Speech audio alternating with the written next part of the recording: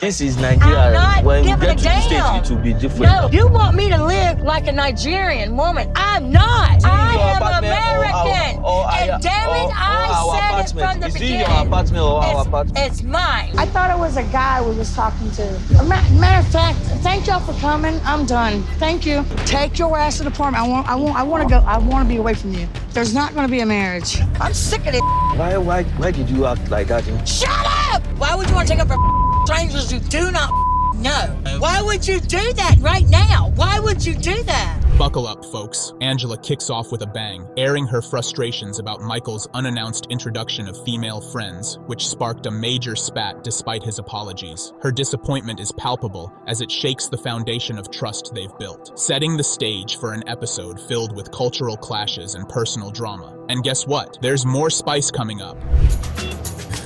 Well, you seen them getting in, you stupid bitch. They just let you by. They're idiots.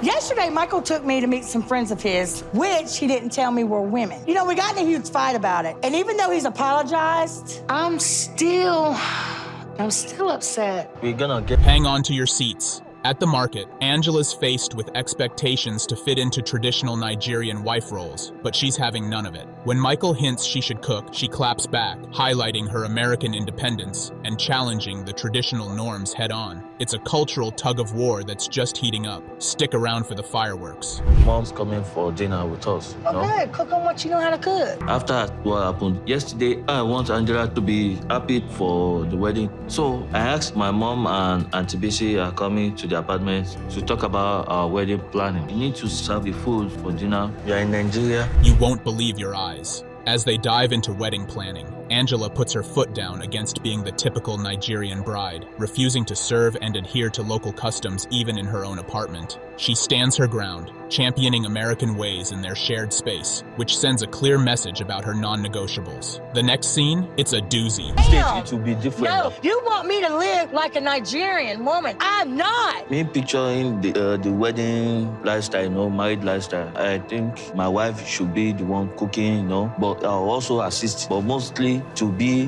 her cooking. Grab your popcorn. The plot thickens as Angela firmly tells Michael and his family that she's not bending to the traditional roles expected of her. This pivotal moment emphasizes her demand for equality and shared responsibilities, putting Michael on notice that it's his turn to adjust. Hold tight, because the drama escalates from here. He'll see, because I'm not doing nothing. I'm not waiting on y'all. And if that's what you're waiting on to get married, honey, then you wasted my time, because will be a divorce and you can keep that green card and stick it up your ass. Stop that. I'm not marrying you because of green card. Stop that talk, please. Strap in for this roller coaster. Angela's confrontation with Michael over their future lifestyle peaks as she staunchly refuses to conform to traditional domestic roles, even suggesting the relationship could end if her boundaries aren't respected. It's a bold stance on maintaining her independence and self-respect. And just when you think it can't get more intense, the next moment amps it up. Should respect. This is my apartment. I am American. And damn it, I said it from the beginning. Is it your apartment or our apartment? It's mine. It's ours. Mine. It's ours. Until we're married, that son of a bitch belongs to me. It's ours. Then pay for it. Your money is my money. No, not until we're married. We'll see. Let me have a lighter. I don't want to talk about this no more. Are you ready for this twist? Amid a heated debate over finances and household roles, Angela asserts her dominance, making it clear she won't play the traditional housewife role in any shape or form. This power struggle highlights the cultural clash in their relationship in a big way. Watch out, because what comes next is a real game changer. First of all, I didn't come to Nigeria to be the cooker. I'm not cooking a damn thing. Now that me and Michael got our own apartment, I think it's time for Michael to learn what I expect from him. And if he's not okay with it, then maybe we shouldn't get married. Hold on to your drinks. Angela's shock is palpable as she navigates the chaos of a Lagos market, a far cry from the American grocery stores she's used to. This scene is a vivid showcase of her struggle with Michael's cultural norms, filled with humor and disbelief. And the market adventure that follows? It's utterly hilarious. This is how we buy groceries in Lagos. Pulling into this market, I already know this is not going well, because I'm not used to that kind of market. What is this? I go in a grocery store where it's air conditioner. where things are processed. Ready for a laugh? At the market, Angela adamantly refuses to consider traditional Nigerian food choices like goat meat, causing quite the scene. Her blend of disgust and humor highlights the deep cultural divide, using exaggerated reactions to cope with her discomfort. Don't go anywhere. The next bit is even more hysterical. Yeah. Thank you, ma'am. Need to get tomatoes. This is tomato. For what? For the sauce that you like. Michael, this is getting out of hand now. Yes. We're just gonna order a pizza. That's all. We need to make sauce on this rice. My mom doesn't eat pizza. You're gonna cook that, not me. I ain't cooking it. No, I'm. Can it get any crazier? Back at the apartment, Angela stands her ground, opting for pizza over Nigerian cuisine. This defiance not only underscores her determination to stick to her preferences, but also sets the stage for a culinary showdown, with Michael's expectations taking the back seat. The drama continues, and it's laugh out loud funny. We're going home now? God.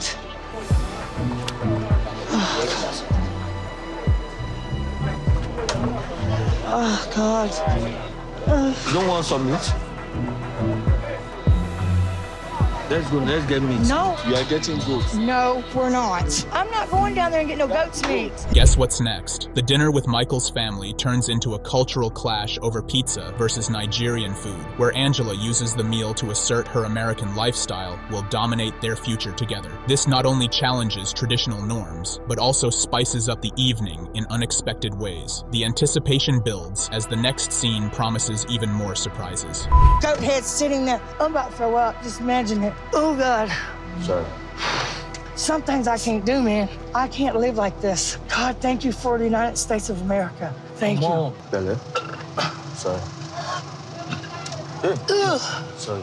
Wait till you see what's coming. Angela manages the tricky dynamics with Michael's family with flair, insisting on her American ways in serving and hosting. Her proactive approach in blending her identity with the relationship showcases her commitment and sets the tone for future interactions. The scene ahead? It's full of unexpected twists. He's going to be marrying an American woman, and this is my turn to show his mom that he's not going to live as a Nigerian man like he would here if we lived, because we're going to be living in the United States.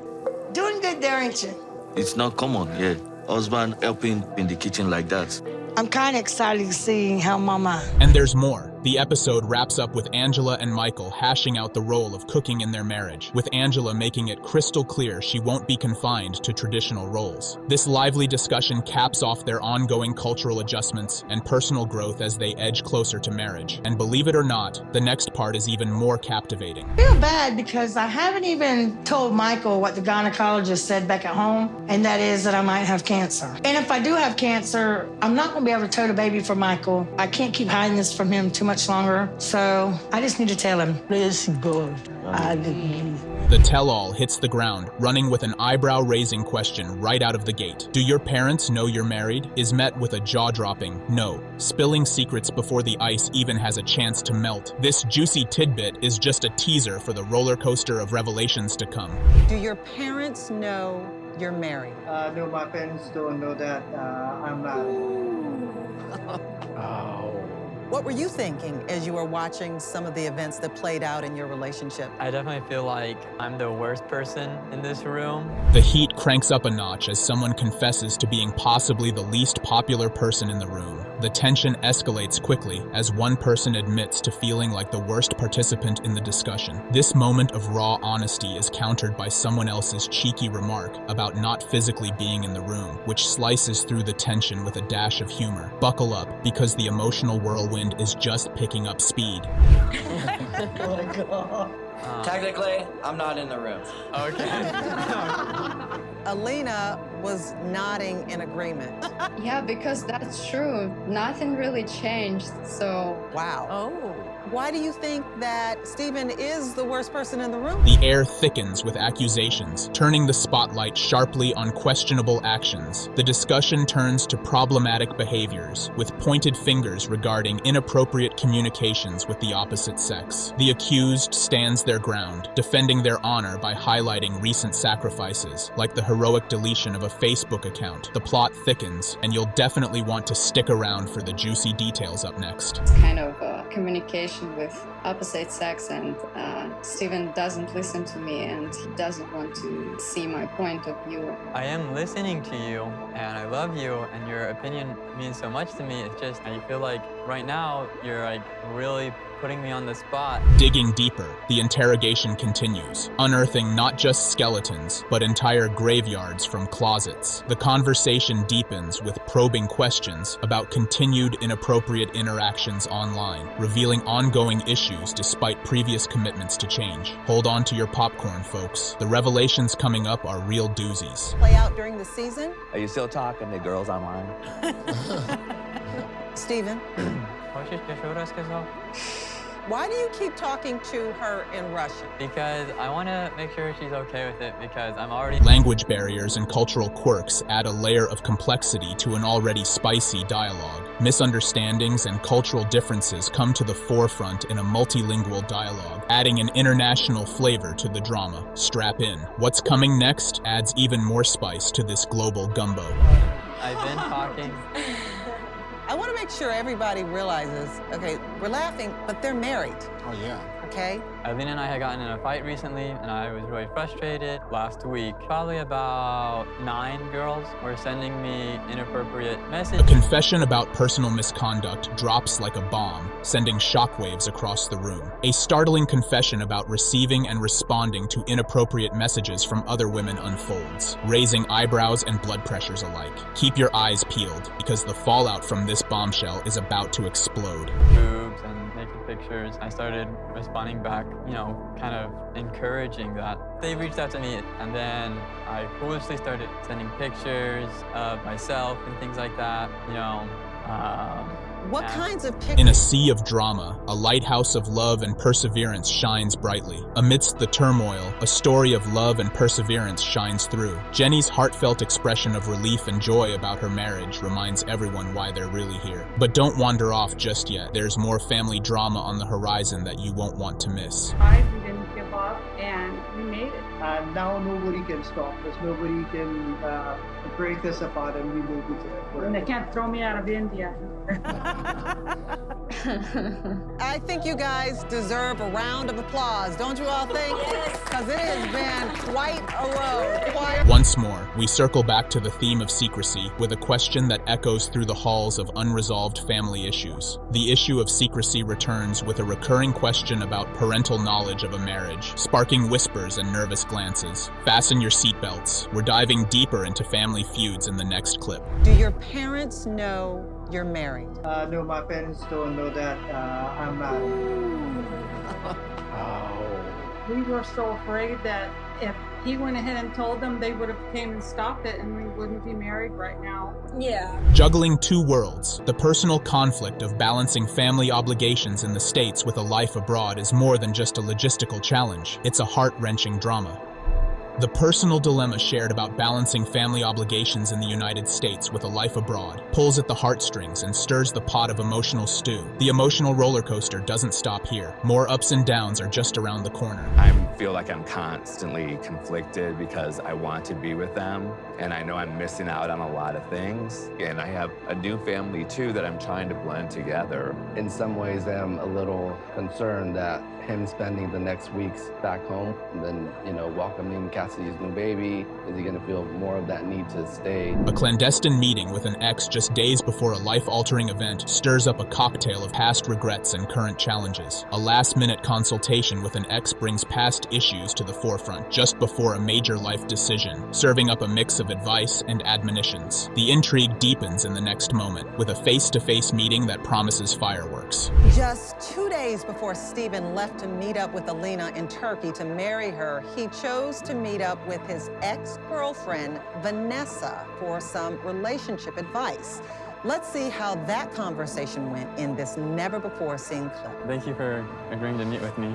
With the arrival of Vanessa, the past crashes into the present with a thunderous clash. As Vanessa steps into the scene, past and present collide with tense anticipation, stirring up a storm of emotions and unresolved issues. Brace yourselves. What follows is a confrontation you won't want to miss. Yeah, I'm comfortable with meeting Vanessa right now. Everyone, please welcome Vanessa. Thank you so much for being here. How comfortable are you sitting so close to Steven right now? Well, I don't feel that uncomfortable. It's not like he's dangerous. I'm here to support Alina. Raw emotions and uncomfortable truths spill out in a confrontation that's as intense as it is revealing. Emotions run high as deeply buried truths are unearthed in front of everyone, laying bare the challenges of moving forward. Keep watching. The dialogue about family planning that follows will challenge everything you thought you knew about compromise. Vanessa, I'd like for you to talk directly to Alina.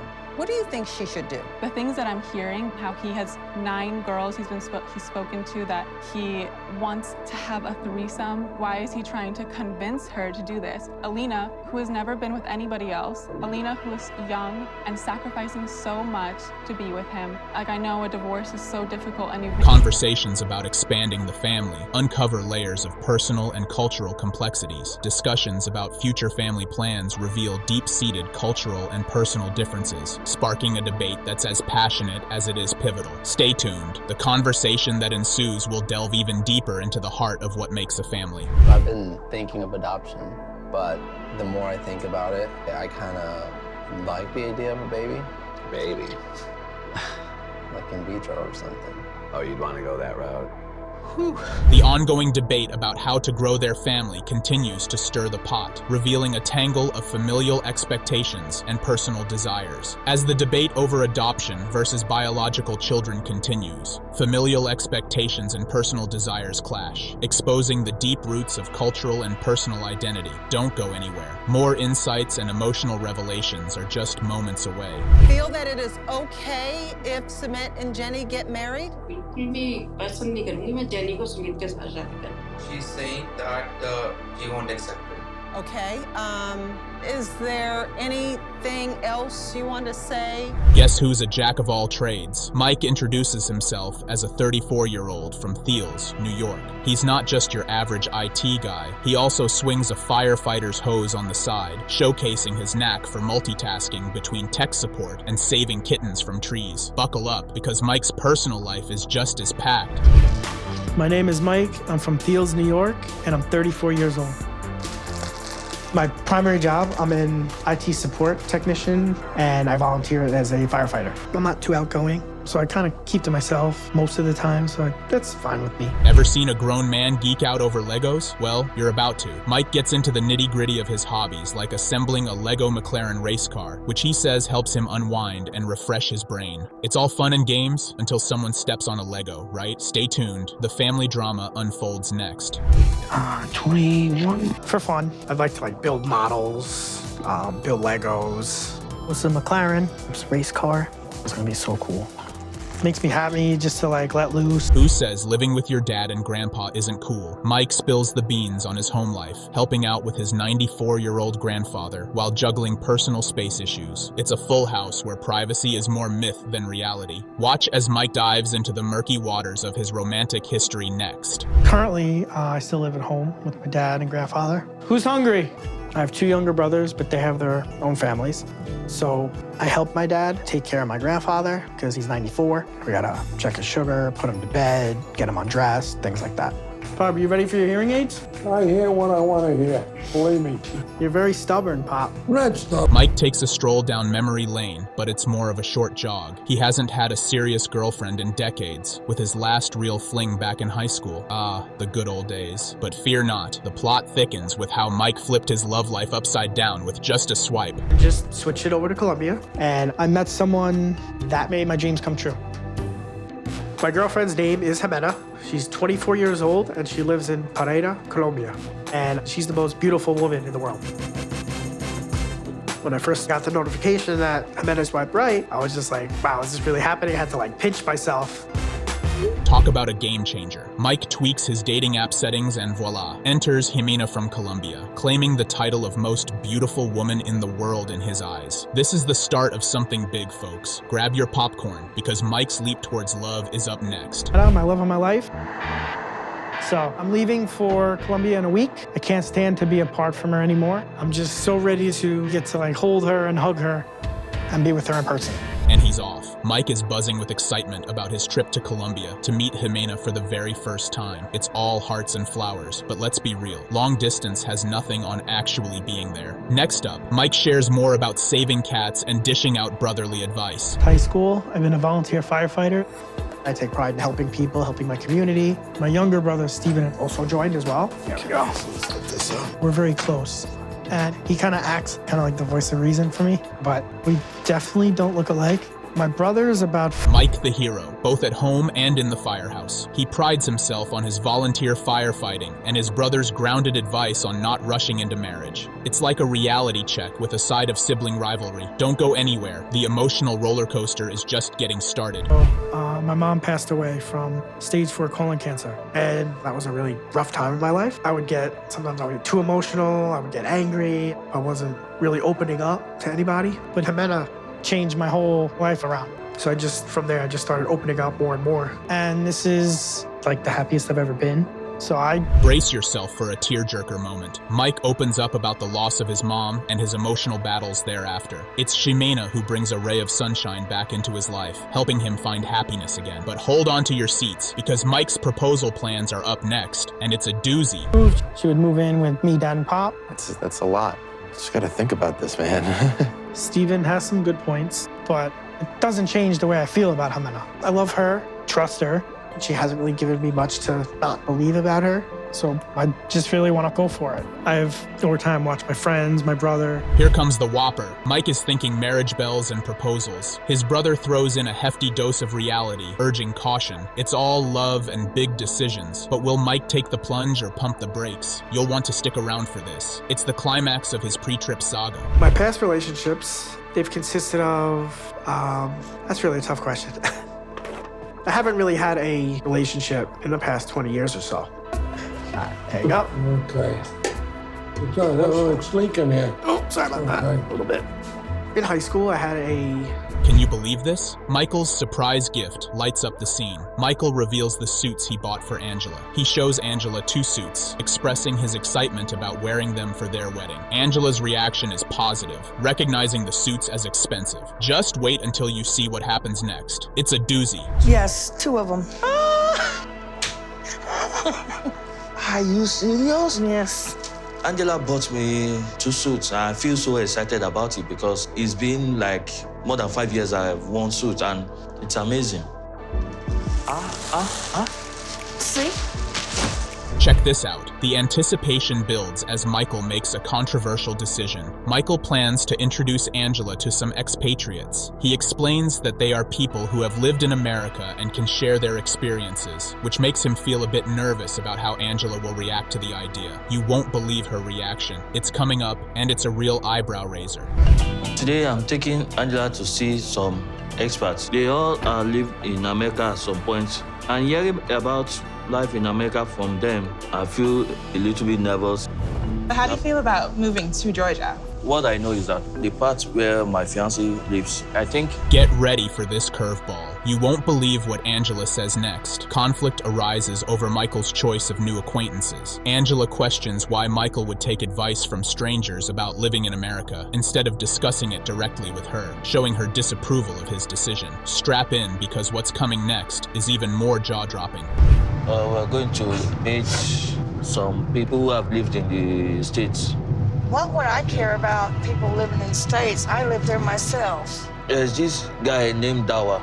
I met up with him with his friends, and we had a lot of discussion, you know. Why would you go to some stranger to tell you about what's going to happen in my house? This is where it gets spicy. Angela's response here is absolutely unexpected. Angela confronts Michael about why he's meeting with other women. Angela is visibly upset when she finds out that Michael has been talking to other women about life in America. She feels betrayed and questions his intentions. The sparks are about to fly even higher in the next clip. Are they Americans or are they Nigerians? Which is it? They have a dual citizenship, baby. They've lived there and... Baby. Yes. Since they spent time here in Nigeria, and over there. You're not ready for this twist. This moment is a game changer in their relationship. Angela expresses her inability to move to Nigeria. She lists reasons like her dependency on modern conveniences and her responsibilities towards her family in the US, concluding that she cannot live in Nigeria regardless of Michael's suggestions. The tension is mounting and it's about to boil over. Watch out. You know, I'm already upset that we're thinking about doing a spousal visa, and then he wants to now bring up me living in Nigeria. That's crazy. I can't just up and move. My family depends on me. My grandchildren depend on me. My mom depends on me. You know, not only that, I'm an American woman. I can't give up hot water, electricity. I'm spoiled. I can't live like that. Things are heating up now, just when you think it couldn't get more intense. Angela decides to leave the meeting abruptly. After meeting with the people Michael wanted her to hear from, Angela becomes overwhelmed and decides to leave, stating clearly that there won't be a marriage if Michael continues his current behavior. Buckle up. What follows is an absolute must-see meltdown. Matter of fact, thank y'all for coming. I'm done. Thank you. I appreciate y'all for coming. Thank you. Thank you very much. That's a wrap, Mike. Did she just freak out? I'm done. Where's your car? I'm done. Take your ass to the apartment. I want to go. I want to be away from you. Oh boy, here it goes. The stakes are higher than ever in this confrontation. Michael tries to explain his actions, but Angela is too upset. Michael admits he did not tell Angela about the women being present at the meeting because he knew it would upset her. This leads to further arguments about trust and boundaries in their relationship. Don't blink now. The next part is critical. Friends, but I didn't tell Angela there are gonna be women there because I know Angela doesn't like me hanging out with women at all. When we got there, I don't see Dawa, but I see the three women, and the next thing, she stood up and walked off. Grab your tissues for this one. Emotions run high as Angela shares her personal struggles. Angela shares her stress about her mother's health back home. Angela becomes emotional, discussing her mother's deteriorating health and the additional stress caused by her issues with Michael. She feels torn between her responsibilities and her relationship. The emotional roller coaster isn't over. It continues right after this. I understand what you are going through, and I feel concerned about Mama too, okay? My mom's not doing well. She was okay when I left, but now she is I don't know, something's going on. And I don't have right now to worry about my mom and fight with you. Things are about to get real. The question of marriage brings everything to a head. The couple questions their readiness for marriage. Amidst the ongoing conflict and personal challenges, Angela and Michael both express doubts about whether they are truly ready to commit to each other in marriage. Don't wander off. The story takes an even deeper dive next. I'm not here to fight with you. We're supposed to be getting married. Yeah, I know. We're supposed to be planning our wedding. You still want to marry me?